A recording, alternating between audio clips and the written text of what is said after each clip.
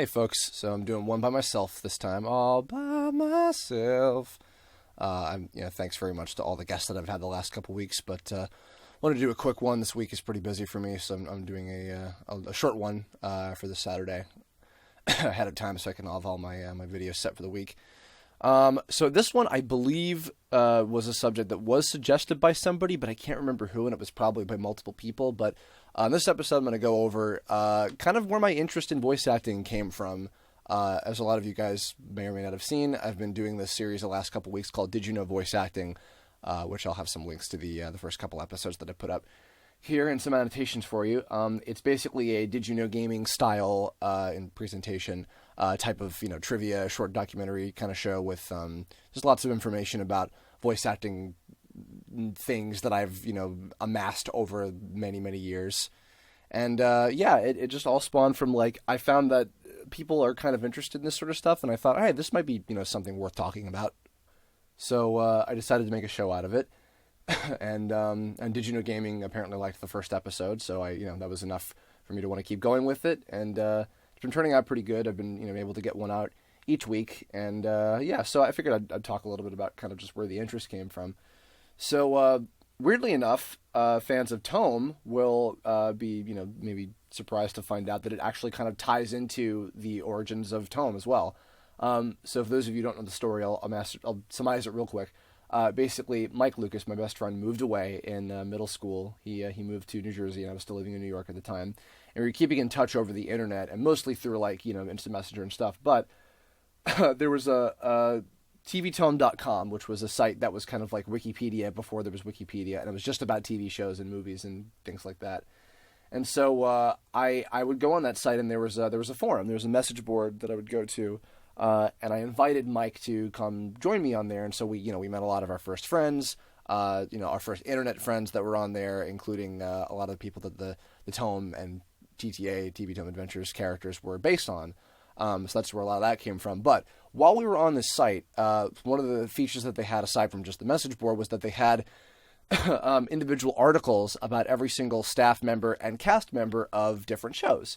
So this was how I began to first learn about who some of the different voice actors were in a lot of my favorite shows, particularly in a lot of the anime shows that I grew up with, like Pokemon and Dragon Ball Z and Yu Yu Hakusho. And I want to say, I think it started with, in particular, because Dragon Ball Z and Yu Yu Hakusho were both kind of, coming out at that same time. And, I think I want to say that was one of the first shows I really began to notice, hey, this actor sounds like the same guy that's voicing this character in this show. I was kind of just putting that together, people like Chris Sabat or Chuck Huber or Eric Vale or whoever, who you could definitely discern who they were, and you could pick out, oh, this Yu Yu Hakusho character sounds like this Dragon Ball Z character or whatever, that kind of stuff. So it was kind of having that cognitive notice in my head. And so I would start looking on TV Tome through the different articles and finding out about who all these different actors played in different shows that I watched growing up. And then, of course, I learned about, the big ones like Tom Kenny and Rob Paulson and Jim Cummings and all those guys who I'd hear in every American cartoon show that I grew up with. And it was getting really interesting to me. And then another kind of interesting thing that came out of this too, in terms of, what I do now, this is also kind of where my bug for casting, kind of bit me, I guess you could say. Because again, I'm not really getting into how I got into it performance-wise. That's a whole other thing, but just the interest in the craft of voiceover in general. So the balancing act characters, who people may or may not be familiar with, and actually even the TTA characters too. I was often thinking about, who would I get to voice these characters if I could, use professional voice actors. And because of the information that I had amassed through, looking up all these articles and finding all this information and stuff about these different shows, I was compiling together a lot of different lists of who I would like and who I would want to be, this and that, etc. And it's funny because I remember some of the very first lists that I came up with for my dream casts or whatever for my characters and my different series ideas. A lot of them were just this person from this studio, or this person from this state, or this person from this country, or whatever. Something completely unrealistic at the time, but something that has become more realistic now, because, a lot of these actors use home studios. A lot of them connect with each other at different conventions. A lot of them work with each other, over different shows and, travel around a lot and things. Funimation in particular, has been doing this a lot lately, which I think is pretty cool. It's kind of interesting that just like now that's become more common. And the other thing too is that now that I'm, many years later, circumstantially, I ended up becoming a casting director and a voice director for a lot of indie games.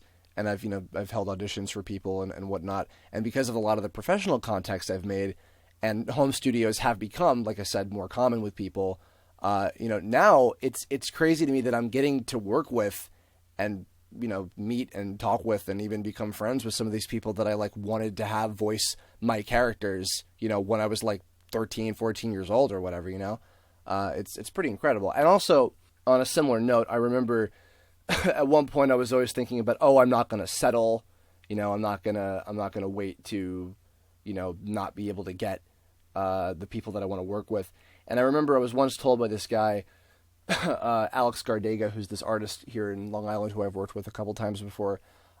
He once said, a good artist needs to make use of anything and everything that they have within their environment.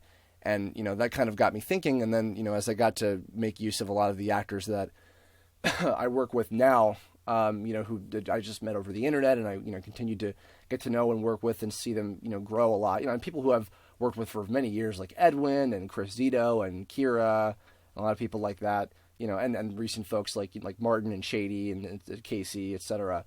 And they've gotten to be really good, and a lot of them have even, begun to do a lot more professional work in the last couple of years, which is amazing. And then, it's become an honor to work with them and to know them and to continue to see them hone their craft and everything. So that's kind of all where the interest stemmed from, and it just kind of grew from there. And just over time, as I became really interested in how the stuff worked, I amassed more and more and more knowledge about like just the whole thing. And I really wanted to, just kind of put it to use recently, and that's kind of where the idea of doing the Did You Know voice acting thing came from. I had kind of wanted to do it for a long time, and I just didn't really have the time or the opportunity to for a while. And then when my workload kind of cleared up recently, I was like, all right, I'm going to jump in and try and do this. And people seem to really like it, and I've been trying to be, I've been trying to make Did You Know voice acting as objective and unopinionated as possible, just very factual and straightforward, because I think it's all about just educating people and not instigating arguments or fights about why this happened or why this or that or whatever. And there's always going to be comments like that about stuff, but people seem to understand mostly where I'm coming from. And I guess briefly too, as to where the performance interest came from. I'd always been playing pretend a lot as a kid. I don't really have any real theatrical or radio background, and which is typically where all the best actors come from, where they come from in terms of their acting experience. I guess I'm more one of those rare cases of like an animator who happens to have the right sort of sensibilities for acting. And, and some say that animators are like, actors with pencils, I guess you could say, which is kind of true. And, it just kind of happened that I turned out to be pretty okay at it, and I was given an opportunity to show that at there was a convention I went to called New York Anime Fest, which doesn't exist anymore. But Tom Whalen, who's the current director for Pokemon, and Mike Center Nicholas, who's the director of a bunch of shows, and he's the voice of Dean Venture and Venture Brothers. They were doing a contest where you'd have to recite a monologue, and then you'd have to improv, and then you'd have to dub a scene from an anime like live. And myself and a friend of mine at the time both won, and we were given opportunities to audition. It was, I want to say maybe about a year or so later that I booked Corey on Pokemon, and then that was my first gig. And then after that, Afia Yu, who voices Whitey and Tome, and she's the creator of Backstage Pass, which is an indie game that's getting a lot of hype right now. She gave me my first video game gig on recommendation from Kira, who I worked with on Brawl Taunts. And then from there, I just started auditioning more, and I've been doing stuff more often for the last several years. I've even had a couple of gigs even just given to me, which is a huge honor. And that's none of my path of getting into voiceover is typically what I recommend to people, and it's very unorthodox, and it's very not how things usually work at all. But I'm very lucky. I'm very blessed that I have gotten those opportunities, and I've just hoped that I've been able to improve my stuff. And in terms of directing too, that came out of necessity of just working with a lot of actors on my projects and wanting to, get a good performance out of them. And I developed a good sensibility of what I found to be right and wrong, and good and bad. And I've been told that I'm pretty okay at it, and I'm glad to hear that. And more of the reason why I keep doing it is because, like, for indie games and other people's projects, I want other content creators and producers and things to have good actors in their projects.